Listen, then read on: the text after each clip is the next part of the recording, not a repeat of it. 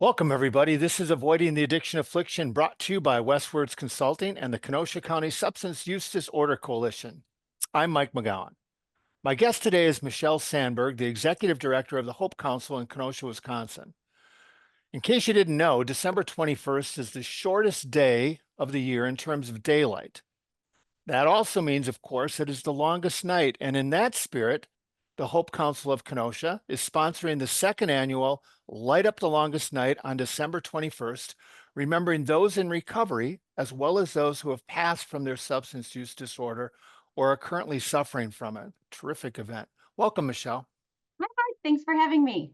Well, I'm so glad we could do this. I love that you're doing it on December. I just think it's great. This is the second annual Light Up the Longest Night. What do you have planned for it? What's going on? So last year's event, the inaugural event, was such a success that we're doing it again. And I have to give credit where credit is due. This was an idea of the one and only Guida Brown. She and I had discussed it, we loved it, and we ran with it. So like you said, the longest night, the shortest day, winter solstice is December 21st. And this year, with the holiday and the timing and where it lands in the week, unfortunately, it is the Saturday before Christmas.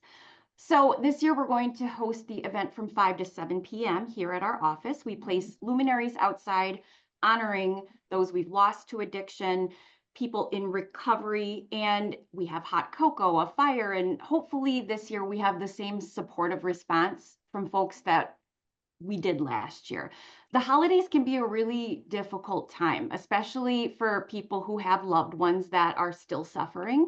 But it's also a time to celebrate people who are in recovery. And this is just one of those little opportunities for people to come together. And I can tell you that there is no force more powerful than connecting somebody who's living in recovery, somebody who's beating addiction, with somebody who's still grieving, with somebody who's still dealing with the devastating part. And when they come together, it's really a powerful, unique dynamic, and it's filled with hope. So just like the night, the longest night, there's hope. Tomorrow is going to be better. The light's going to be there a little bit longer. And I just feel like that hope is what fuels our soul. So we're really looking forward to it this year. Well, for those of you listening, we're going to put a link to the registration and how you can support it, even if you can't go. But for those people who just listen in their car or whatever, how can they get involved? A few ways. The easiest, you just show up. Just show up. You don't need a reservation. You don't need to complete the registration, though we do appreciate it so we can plan our supplies accordingly. But really, we just want you to be part of this event. And if that means that you decide at the last minute to stop by, you will be welcomed. You can register online, like you said, if you want to participate, but you already have plans. It is the Saturday before Christmas. If you can't attend, if you don't love the cold, we can take care of placing a luminary for you. In the registration, there is an option for that. It's free. We do ask for a small donation. We suggest $10, but anybody is welcome to attend. No registration is necessary. We'll have all of the supplies here, and you can just show up. Well, for those of you in southeastern Wisconsin, we should do this. I almost would have forgotten to do this. You moved a while back. Yeah. Where's your new location so people know where to show up? So we are almost smack dab in the middle of the city now on 61st and 39th Avenue. 6103 39th Avenue. We're right near, everybody knows where Piley's Bakery is. So we're right across the street from Piley's Bakery. Great location. We have a front yard that we can place all of those luminaries down the street. And it's just a really nice way to kind of honor and reflect and see that little bit of hope again during the holidays. What did you learn from last year's event? That's a great question. And I do have kind of a funny story. We had a fantastic event last year. We had about 50-ish people attend, and about a dozen or so more folks asked us to place a luminary online. We Hmm. had a couple bonfires, we had hot coffee, and we had planned to have hot cocoa. And those plans were derailed, and I did have a valuable lesson. Since you asked, I will happily pass along this sage nugget of advice to everybody listening. Do not put milk in a percolator. Do not buy the chocolate milk in the gallon, the pre-made Yeah. real chocolate milk. It does not belong in a percolator under any circumstance. Your office will smell like a disaster for weeks. You will have to throw away the percolators down the street in a dumpster because they smell so bad. So don't do that. But all joking aside, it was a great event. It was cold, but being part of community, experiencing the tears and the smiles is something that you just don't forget. And we were able to capture some great photos. We had all of the decorated luminaries along 39th Avenue. And I just really hope that we can all kind of experience that magic again, less the scorched hot cocoa. We'll But be we doing have new percolators. Swiss miss with water this year.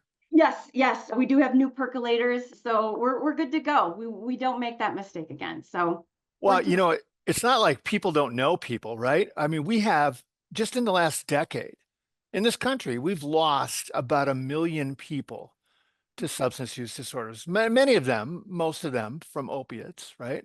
mhm, And think about that, Michelle. That's 100 grand a year in our yeah. country. And how many more of us are currently living with it? And what we tend to do is to avoid talking about it, which doesn't make it go away. No, we could talk, like, I wish this podcast was 2 hours long. I feel like we could just go down so many paths here. It touches on all of that, right? We don't want to talk about it. It's stigma. Nobody shows up at Christmas like, hey, how's Uncle Jack's, Right. drinking going? So this is a way that you can honor everybody. You can light a luminary for somebody who's still struggling. Maybe it's not you, maybe it's not your spouse, maybe it's your cousin, your brother, somebody in your life. Everybody knows somebody who's been impacted. So this event really does touch everybody in some way. And really the important part, those people in recovery, those people that are doing it, those people that are working their programs, those people that are living in recovery, they're there too. So it's really that great mix of the sorrow, the shame, the stigma, and the hope And that the hope. it works. Recovery happens. It's just a really it was a great idea, and I loved it. I really hope that everybody can come out even for a minute, and if you can't come out, send it through online and we will place a luminary with your loved one, your whomever's name on it, and it's just a great way to honor all those folks. There's organizations and like yours all across the country, and for that matter, all across the world, to address all those needs, because there's so many people, you do more than just this event. Talk Yes. about your other programs. Oh boy, where do we start? Okay. The mission of the Hope Council, it's to reduce the impact of substance use disorders in our community by providing education, prevention, intervention, and referral services. Our agency was established in 1969 as the Kenosha Council on Alcoholism. And over the last 55-ish years, we have been an unrelenting force battling addiction and supporting our community. We're unique in that we don't do traditional treatment, which is what most people think we do. We don't, and that's by design, because one of our largest programs is the Intoxicated Driver Program. Mhm. Every county in Wisconsin has a designated agency that assesses and creates driver safety plans for folks who have alcohol or other substance-related driving violations. And one of those steps required to maintain or regain your driving privileges is we assess about 500 to 550 folks a year. And if we're assessing them and we're sending them to treatment, but we're also the treatment provider, ethically speaking, that's a conflict. And we want to avoid any implication of lining our own pockets, so to say. So the only thing we don't do is traditional treatment. We do have some really unique programs, though, like the Comprehensive Support or Wraparound Care Loved Ones Group. It's a free support group for the family and friends of loved ones that have substance use disorder. Who's looking out for them? We are. They meet every Thursday, 5:30 to 6:45 here in our office. It's a great group. I've had the privilege of facilitating that group several times, and those are the folks you want in your corner. They are the most supportive, understanding, caring, and accepting people because they all have somebody in their lives. There's actually a really unique set, a couple of ladies in that group. Again, probably for another episode, but our agency offers direct biomarker testing, which is a fantastic tool in the toolbox when you're identifying and understanding addiction. We are the home of the KRW Tobacco Free Coalition. I am the co-chair of the Kenosha County Substance Abuse Coalition, and in that role, I do my best to find some funding for this podcast. Our agency offers parenting time, supervised visitation for folks who don't have access to their kids. It creates a safe and supportive environment for families to work through that reunification process. And I'm very, very excited to share that we are the home of the brand new Navigator program, which launches in 2025. Wisconsin DHS recently had a competitive 4-year grant for treatment navigators, and they act as recovery coaches or peer support mentors to guide people to and through the treatment process, and there's no cost. So this program is desperately needed. Ironically, our community is really lucky. We do have plenty of treatment options available, but there's nobody to guide you through which option is the best fit for your needs. And I think that's where people get all tangled up and confused. Not everybody needs inpatient treatment, and not every modality is a good fit for every person. And unless you are intimately aware of the ins and outs, the nuances of the services that each provider offers, which providers offer medication, which providers provide support for coexisting conditions, mental health support. You're just randomly choosing a name off of a list, and that's a recipe for failure. Of course, it's going to feel like the right services aren't available because you don't know which ones you need. So our navigators are going to be that missing link. They're going to improve outcomes. They're going to knock down the barriers as they come up, because they do, right? Everybody encounters something. They're going to be there for you. They're going to ensure that you have successful outcomes. They're going to ensure you have connections to those other comprehensive. How do you get to treatment? How do you get that ride arranged? Do you have childcare so that you can support your access to that treatment? So all of those parts and pieces are something that this program can address. And if you can't tell, I'm super excited about that. This program is a service that folks in this community have not had access to previously.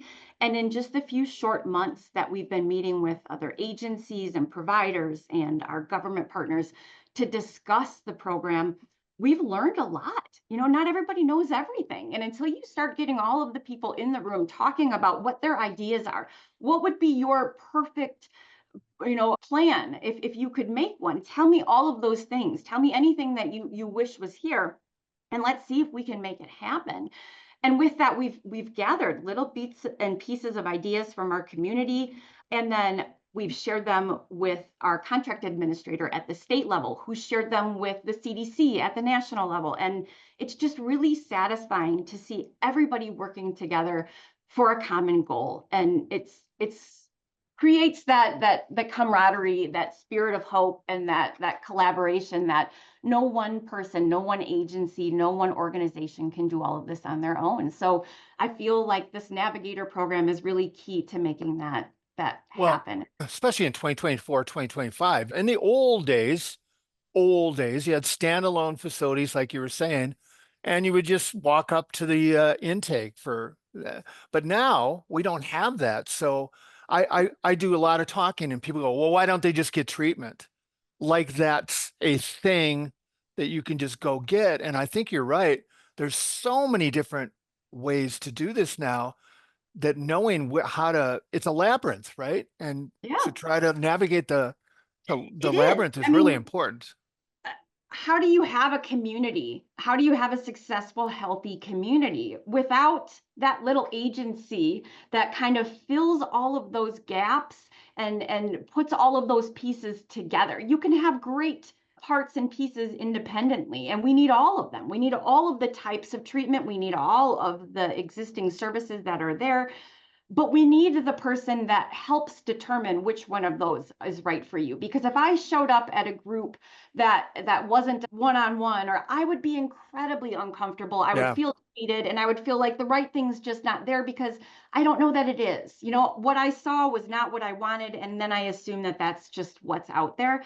So these navigators are they're key. They're going to be the key, and I'm so grateful that the state was able to see that. A 1-year grant is great. I mean, that's fantastic. But we need to sustain it for a bit. We need to modify and really get into the depths of the program. And the 4-year opportunity is just so, it's key to really making this work. Well, I was going to ask you that actually next, because it seems to me when I talk to folks like you that a lot of your job is chasing money and trying to keep places like yours, which are so valuable, viable and securing the funds.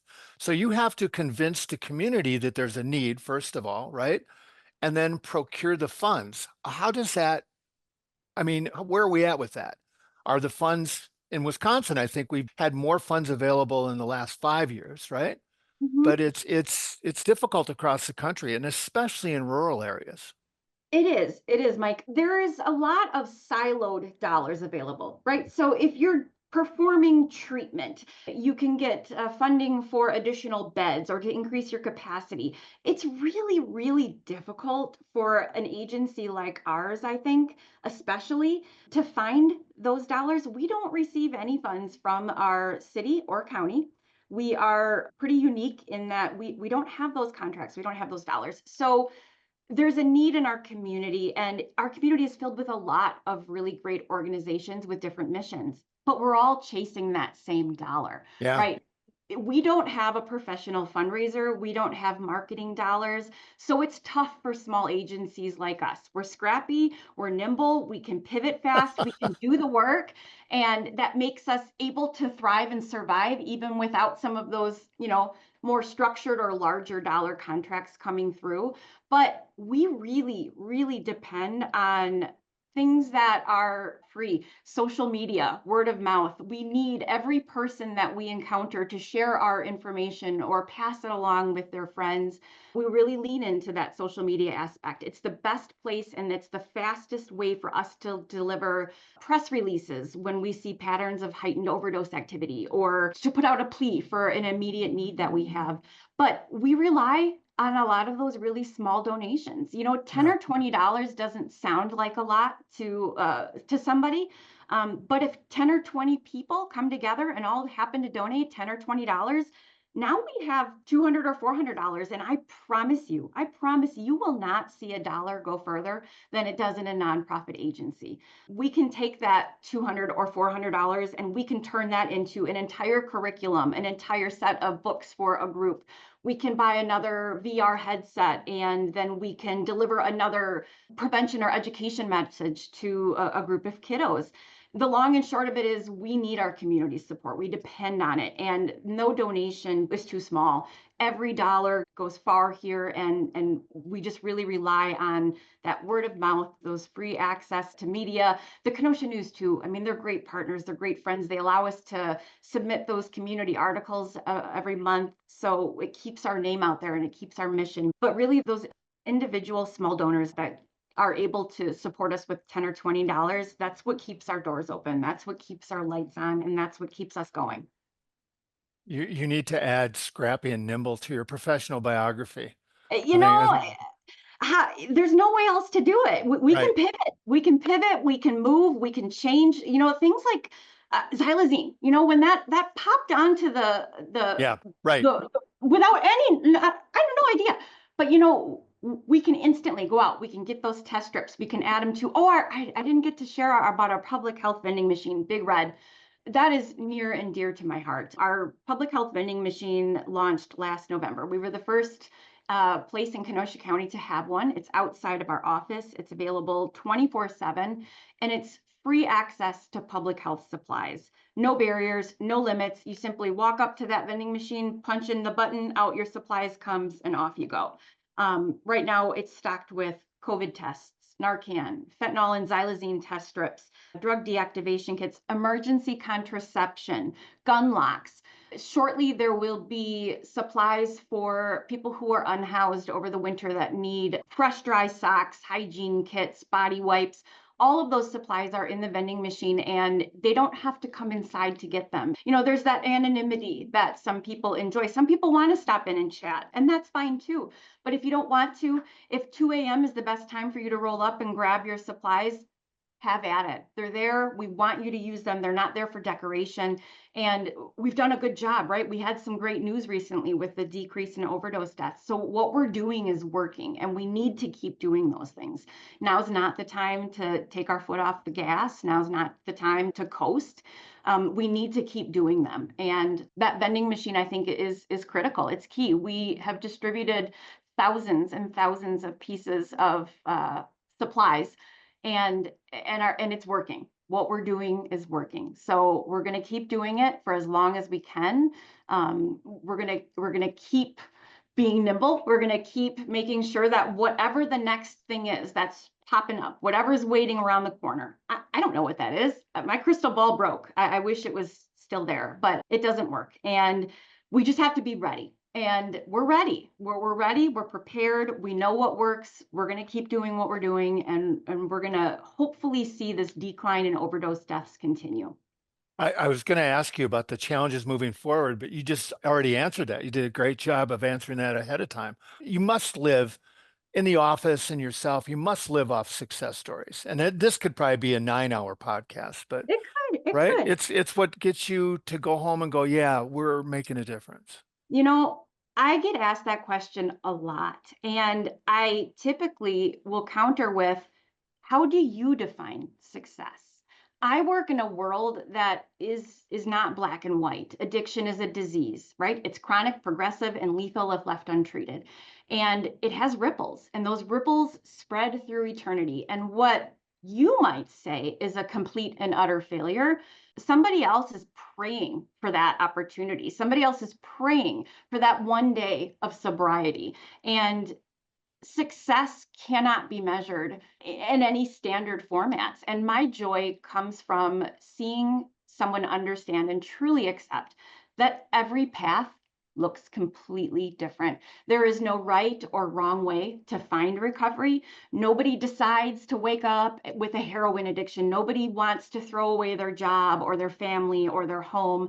And if I play a tiny role in that journey in any way, that's a success. We see a lot of ugly. Sadly, we Hmm. experience death, and we see failed attempts every day.